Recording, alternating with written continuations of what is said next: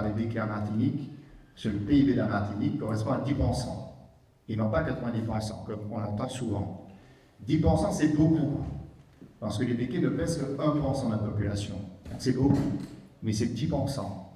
Et je trouve qu'à force de ressasser cette contre-vérité, alors je vais vous dire comme je le pense, on méprise les 90% de non-béquets qui réussissent en Martinique. Il y a énormément de groupes non-béquets qui performent dans la grande distribution, dans des secteurs très diversifiés, et on les passe sous silence. Et ça m'effraie. J'ai été président de l'association Contact Entreprise pendant 6 ans. Cette association avait pour but d'établir des passerelles, entre autres fonctions, entre le monde économique et tous les mondes qui environnent l'entreprise, c'est-à-dire le monde éducatif, le monde associatif, le monde politique, la presse, etc. Pendant 6 ans, une fois par semaine, j'allais dans les écoles, j'allais dans les établissements, j'allais dans les associations. J'ai sillonné le pays pour réellement créer des liens afin d'établir des vérités et de prendre le pouls de la réalité. Je peux vous dire que j'ai rencontré des centaines, des milliers d'élèves dans cette démarche, et ma conclusion, elle est de dire on est en train de façonner ligne après ligne, slogan après slogan, mensonge après mensonge, on est en train de façonner des esprits que l'on réduit à ce qu'ils ne sont pas. Et on est en train de préparer une jeunesse en Martinique en leur expliquant que le monde qui les attend est un monde qui leur est hostile, qui leur est fermé. Et donc, comment voulez-vous qu'un jeune qui va dans son siècle scolaire, qui se forme, etc., qui est fondamentalement convaincu que le monde de l'entreprise ne leur appartient pas, puisqu'il appartient au béquet à 90%, comment voulez-vous qu'il fabrique son cursus de déploiement pour entrer dans la vie active avec espérance? Eh bien non. Et ça, c'est un crime. Je l'ai dénoncé, j'ai milité, j'ai bâti des colloques, j'ai lancé des études pour démontrer la réalité des faits. Bien évidemment, tout ça avec une inertie qui consiste à maintenir ces vérités sous la marmite. Moi, je pense que, je ne vais pas rentrer dans un discours complotiste, mais j'estime qu'à un moment donné, il faut ouvrir les yeux. Il faut arrêter de colporter des contre-vérités. L'économie n'est pas détenue à 100% par les béquets, ça n'est pas vrai, c'est faux. Il y a 90% d'entreprises qui sont détenues par des groupes formidables, antillais, indiens, de toute nature, français de métropole également. Enfin, c'est la réalité. Et il faut redonner de l'espérance à ces jeunes pour que, quand ils rentrent dans la vie active, ils ne se disent pas « cette porte m'est fermée ». Je crois qu'il faut faire attention à ces contre-vérités qu'on colporte. Et moi, je reste convaincu que c'est très pratique, au fond, de dessiner une belle étiquette négative sur une catégorie d'individus, parce que le monde est ainsi fait, il faut des ennemis, il faut des repoussoirs, parce que c'est comme ça qu'on coalise, c'est comme ça qu'on fabrique de l'adhésion politique. Et je pense que les béquets, ils ont ce rôle aujourd'hui, ils ont ce rôle de servir de bouc émissaire de tout, et c'est très pratique. Et vous verrez que, moi je suis très étonné de voir qu'à un moment donné, cette réalité-là, cette fausse réalité, elle domine par rapport à la réalité des faits. Mais je vous invite à rentrer dans le regard objectif de toutes ces situations et vous serez surpris de voir que tout ce que vous croyez que vous avez emmagasiné comme dans la vérité, eh bien en réalité ça ne résiste pas à la vérité. Donc moi je veux nous mettre en garde face à ça. Je voudrais ajouter quelques points d'éléments également. Tout à l'heure, Steve disait on n'a pas besoin d'un préfet pour se parler. Il a complètement raison. Mais il a fallu quand même qu'on franchisse quelques épreuves, quelques embûches pour se voir tous les deux. Ce n'était pas naturel. Donc on n'a pas eu de préfet, on a eu autre chose, on a eu peut-être un peu d'audace, on a eu peut-être un livre, on a eu peut-être un écrit.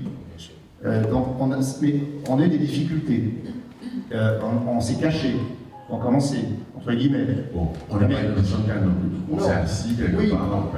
Non, mais ce que je veux dire par là, c'est que notre système martiniquais ne favorise pas le dialogue naturellement. Moi, je suis... j'ai quelques cheveux blancs, j'ai un peu plus d'âge que Steve, mais moi, je viens d'un monde où il y avait des instruments de brassage qui réunissaient les populations dans leur diversité. Il y avait le service militaire, où les gens, à un moment donné, contraints forcés, vivaient un an dans les mêmes chambrées, bouffaient à la même table. Non. Et je peux vous dire que ça a créé des générations d'amitié du simple fait de cet élément de brassage. Moi, j'ai eu la chance d'être interne au lycée Schellcher pendant 3 ans. Il n'y a plus d'internat à Martinique, ou très peu. L'internat est un élément de brassage essentiel. Et tous ces éléments de brassage ont été démonétisés depuis 30 ans. Et la Martinique aujourd'hui se retrouve avec des mondes qui se remettent en cloison, qui se réenferment. Et donc il faut une volonté farouche pour pouvoir sortir de ces cloisons. Et les éléments naturels qui existaient à l'époque n'existent plus. Le seul élément qui reste un peu aujourd'hui, c'est le monde associatif, qui est un monde essentiel, mais qui est saccagé, ce monde. Il est démoli notamment par les acteurs publics qui n'y croient plus, qui ne financent plus rien. Et donc on voit s'effondrer le monde associatif martiniquais. Pour moi, c'est un grand drame. Parce qu'une fois qu'on aura perdu ce dernier pilier, que va-t-il nous rester? Alors, il faudra de la bonne volonté, il faudra des intelligences individuelles, parce que là, ce n'est plus le collectif qui fonctionne, ce n'est plus le système qui apporte des solutions, ça va redevenir des individus. Mais il faudra quand même que notre population martiniquaise soit rudement bien éclairée pour s'affranchir de ces embûches. Et puis le tout dernier point, parce que comme j'ai pas pris beaucoup la parole ce soir, mais je voulais quand même conclure un peu ma pensée. Jeanne a dit une phrase forte quand elle dit « Je ne suis pas noire ». Le livre qui a fait réagir Steve, c'est Ubuntu, et en effet, la dernière phrase de ce livre, c'est « S'il vous plaît, ne m'appelez plus Béquet ». Je n'ai pas voulu dire que je n'étais pas Béquet, parce que je suis ce que votre regard décide de ce que je suis. J'accepte cette idée. Mais moi, j'ai pris ma décision personnelle. Et en réalité, je me fiche du regard que vous posez sur moi. Je m'en fiche profondément. Je vous le dis comme je le pense. Vous pouvez indéfiniment, d'ailleurs ce soir, je suis ici devant vous, non pas parce que je suis Emmanuel de Rênal, écrivain ou autre chose, et parce que je suis Béquet. Bon, c'est la décision qui m'assigne à ça. Mais je fais ma part des choses et j'ai pris ma décision de m'en fiche royalement et de décider de ne pas me réduire à ça. Ça, c'est ma décision, c'est ma liberté. On peut me torturer, on peut me dire ce qu'on veut. Ma décision, c'est de rester libre de ces assignations. Je suis un être humain, je suis un homo sapiens. Je suis martiniquais parce que j'aime bien, et ça, c'est ma décision. J'ai de multiples caractéristiques qui me façonnent. J'ai 1000 influences, 1000 racines, et je veux conduire ma vie en homme libre. Alors, je ne vais pas porter sur mes épaules le poids des Béquets, je vous le dis tout de suite. C'est pour ça que le collectif du groupe Béquet, je veux bien l'observer, je veux bien l'analyser, mais ne me demandez pas de porter sur mes épaules la responsabilité de dessiner une orientation de cette communauté. Ça ne m'appartient pas, c'est au-dessus de mes forces.